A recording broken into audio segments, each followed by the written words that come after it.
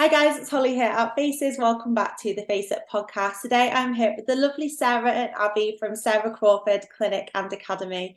Ladies, thank you so much for joining me on the podcast today. Hi. So I love having the clinics on where there's more than one person. I think it's really nice.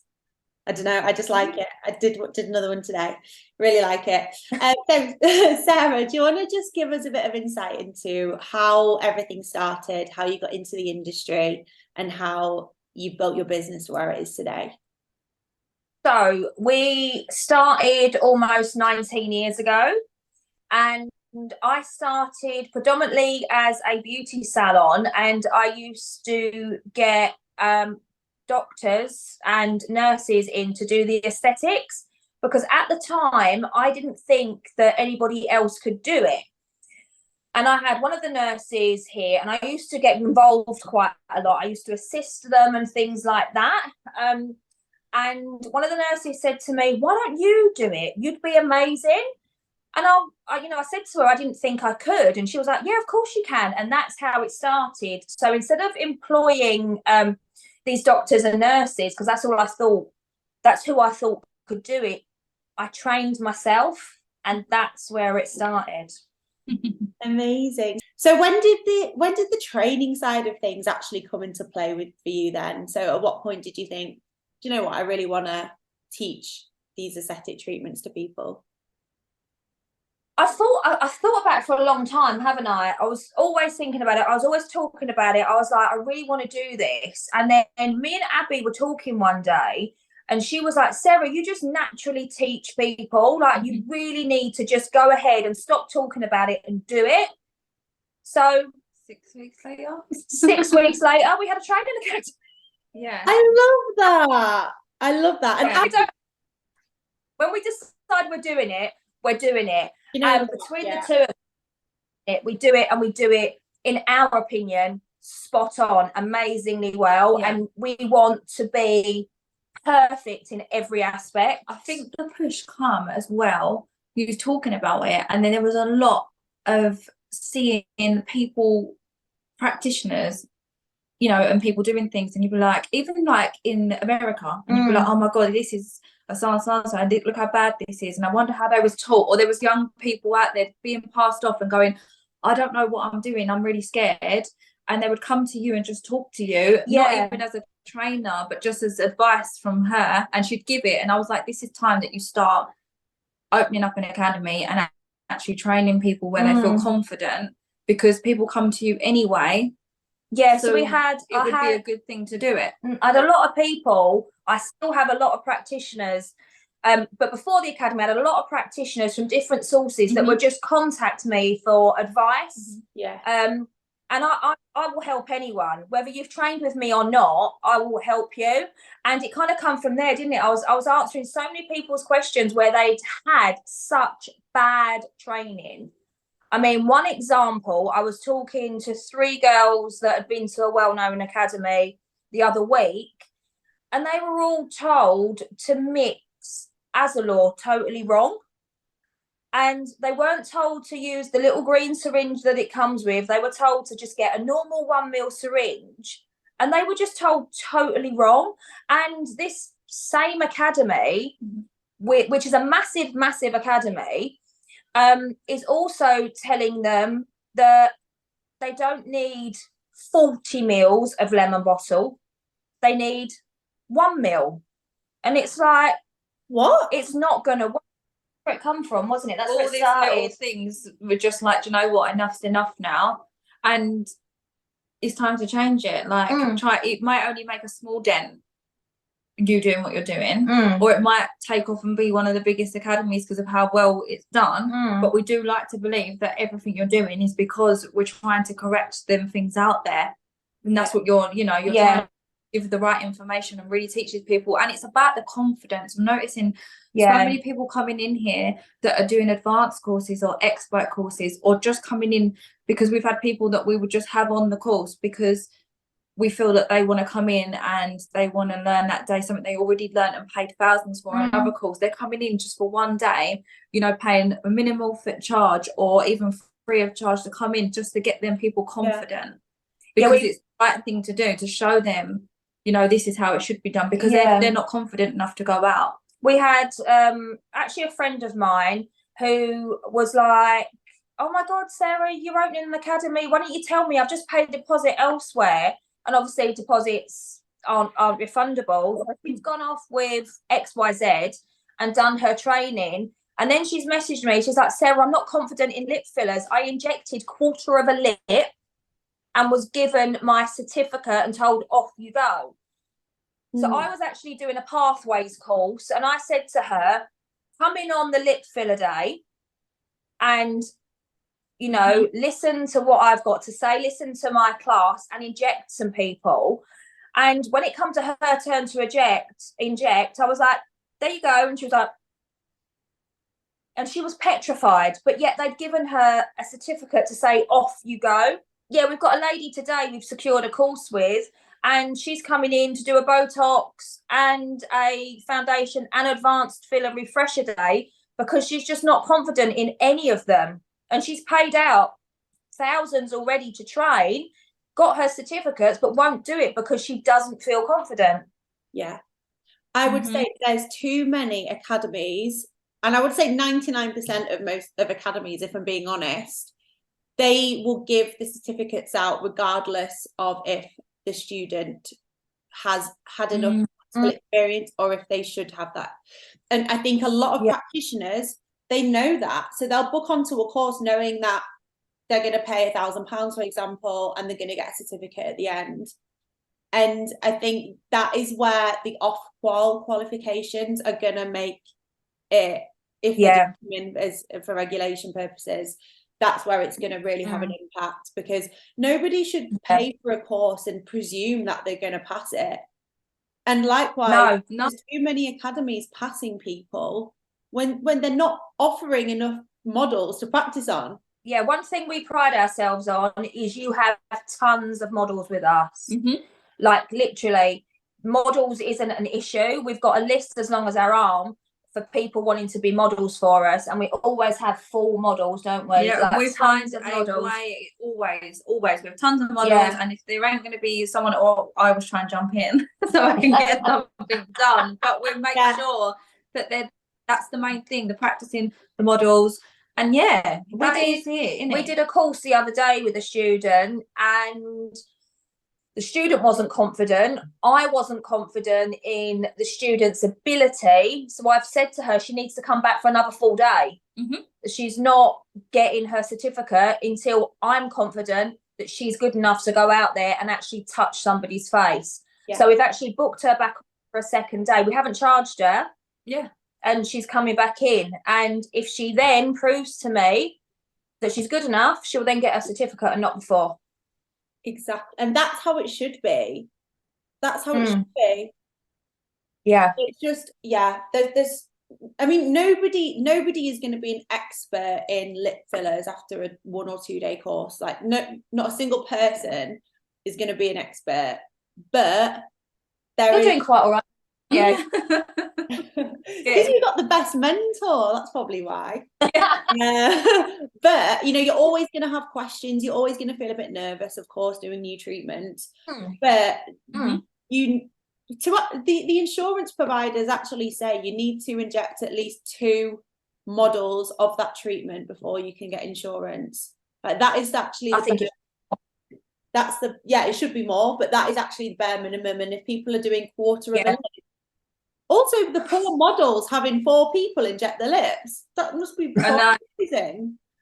Because that's the other thing we always focus on as well. Are the models okay? Like, we always ask them for feedback after. We send out emails to all our models because we're so confident they're not going to come back and be like, no, it was awful. We explain the process before. They know what they're signing up for. You know, we make it comfortable when they're here, and then we always send chase-ups after, like, how was your experience? Even if you want to tell us something that we need to know that could be good feedback, even if it's not so positive, tell us as a model about your experience also. Like, we want the models to also feel safe and comfortable and happy with what's going on. And how many models do we get? Oh, always the same people trying to fight for a spot to come back in. Always. Love that. Always.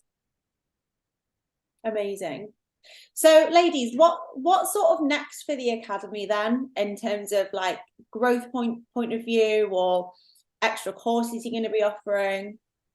So from my point of view, at the moment, I am training Abbie up to teach with me so that we can expand the number of students we have per class, because I personally only like to have 3, maybe 4, depending on the course, students with just me. I don't like any more. I don't think I can spread myself to do any more students than 3 or 4, depending on the course. So I want to get Abbie trained up. That's what we're doing at the moment, training her up to teach alongside me so we can expand the number of students per class. And then eventually Abbie will be teaching on her own.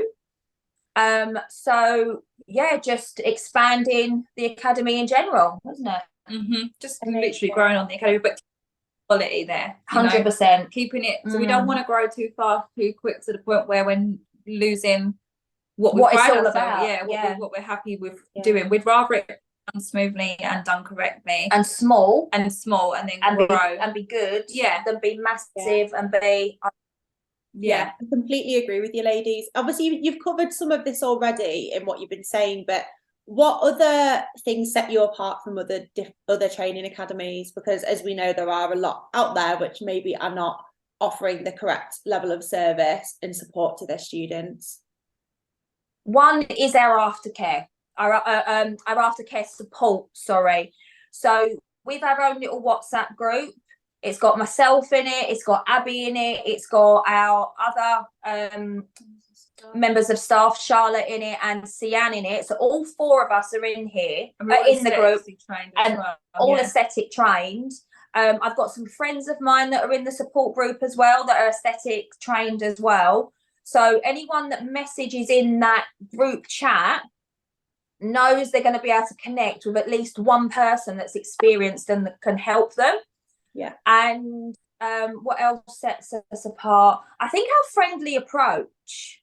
Not money grabbing. We're not money grabbing at all. I think our course, I've been told by Harris, who you Harris, I love him. He's lovely, isn't he? He's told me I'm too cheap. But I mean, of course I'm here to make money, but it's more about students getting what they pay for, getting the confidence and the knowledge and going out there and being a good practitioner. It's all about creating, from this point out of this academy, practitioners that know what they're doing. Yeah, that people can trust in. It's become, we all know how it's going at the moment with the whole industry, and it's something that we want to make sure that we're above with anyone that walks out of our clinic, like in our academy. They need to, know that they're good enough. Yeah. And we've done that. It's not something to take lightly. It's not a career that you should take lightly. It's not a career that's easy. It's not easy like people think. Yeah.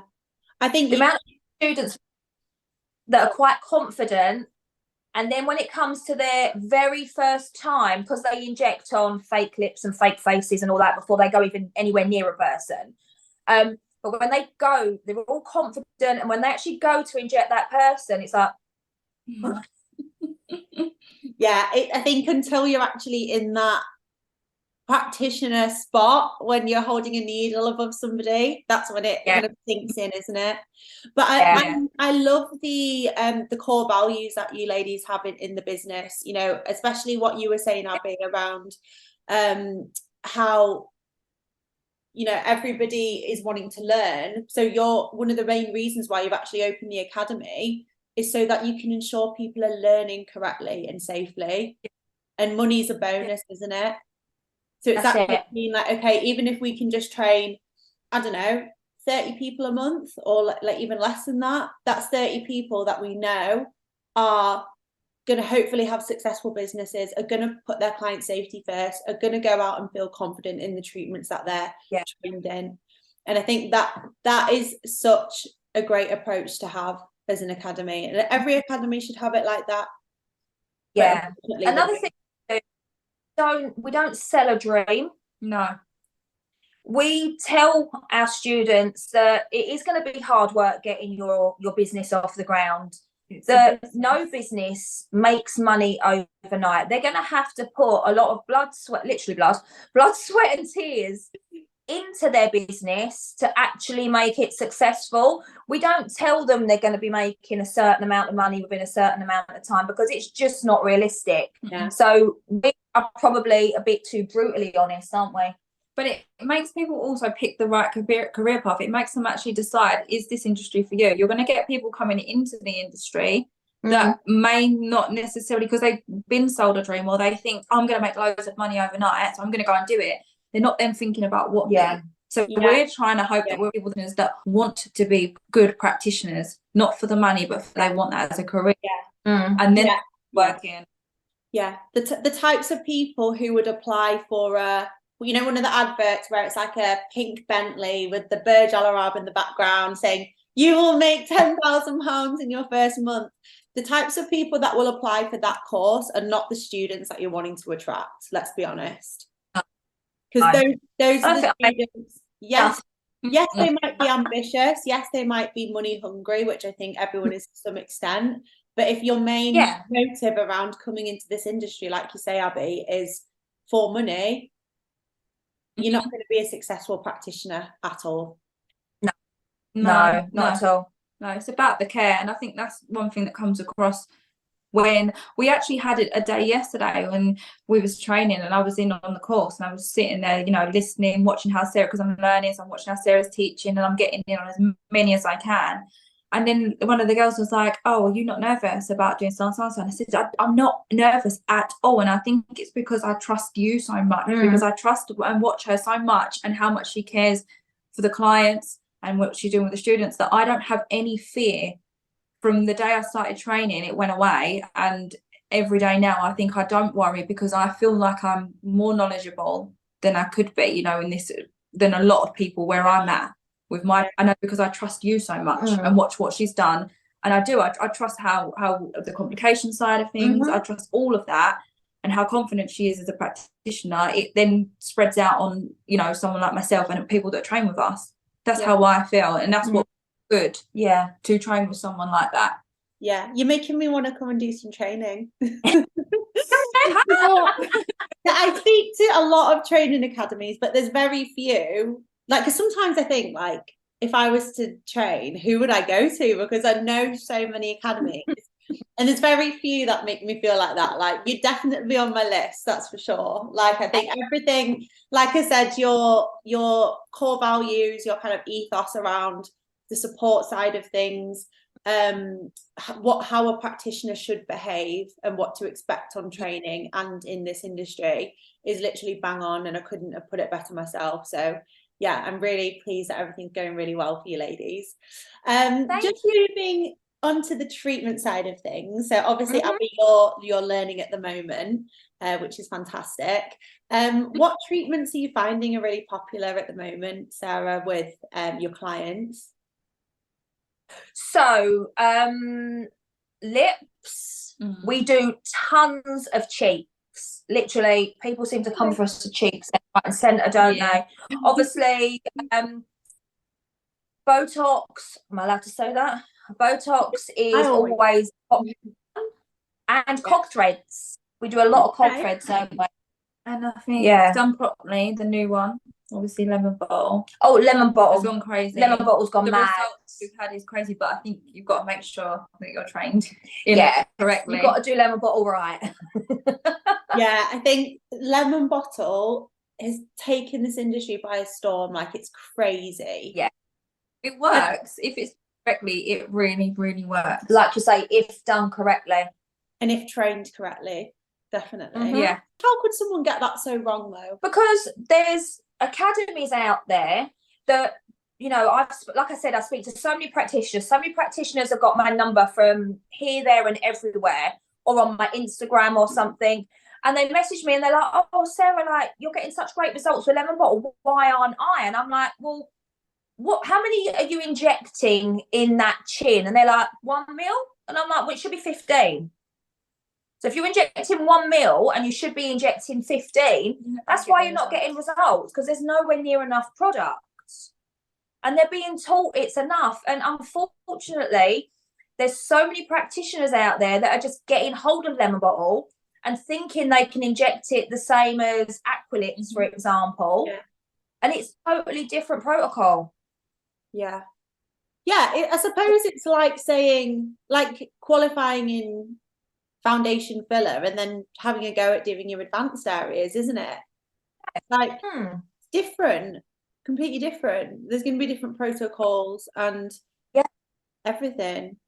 Yeah, people need to stop doing that. They need to get trained and stop thinking that they can just pick up a different product and know how it's used, because it really isn't the case. There's a lot of products out these days that require actual conversion training or additional training in terms of how to use them. That's it. I mean, you know, we're an official Lemon Bottle Academy, and our training manual from Lemon Bottle is what, 30-40 pages thick. And we're aware that there's just 2 pages from that manual that's floating about everywhere that everyone's just getting hold of and going, oh, this is how you do it, we can do this. And it's worrying for insurance purposes. Very worrying for insurance purposes and worrying for the customer. Yeah. You know? Yeah, exactly. Because that's the thing, thinking about the clients, if they get wind of stuff like this in the industry, which they do, you know, clients these days, due to social media, see the good, the bad and the ugly, don't they? Yeah.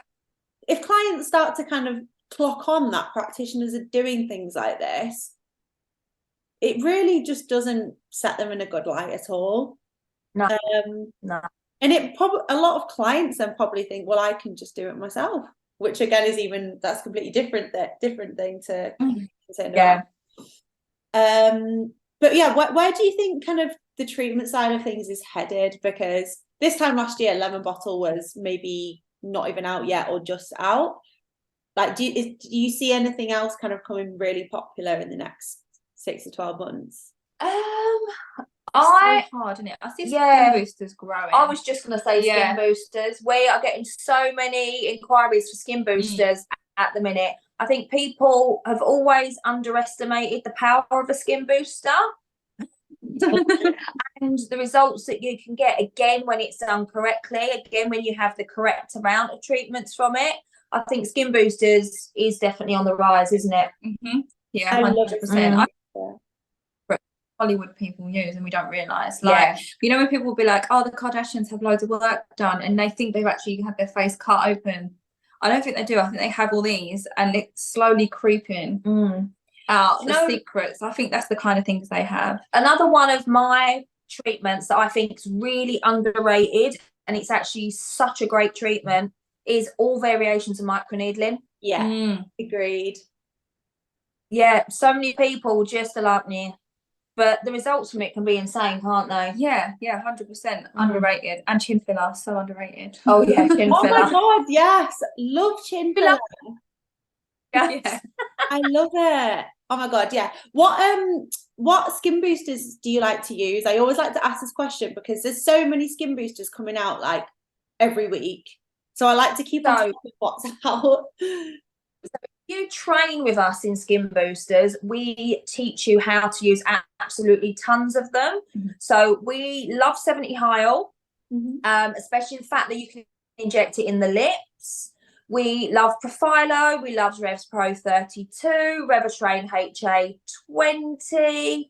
What else do we? Have we used the lemon bottle? Lemon bottle skin booster.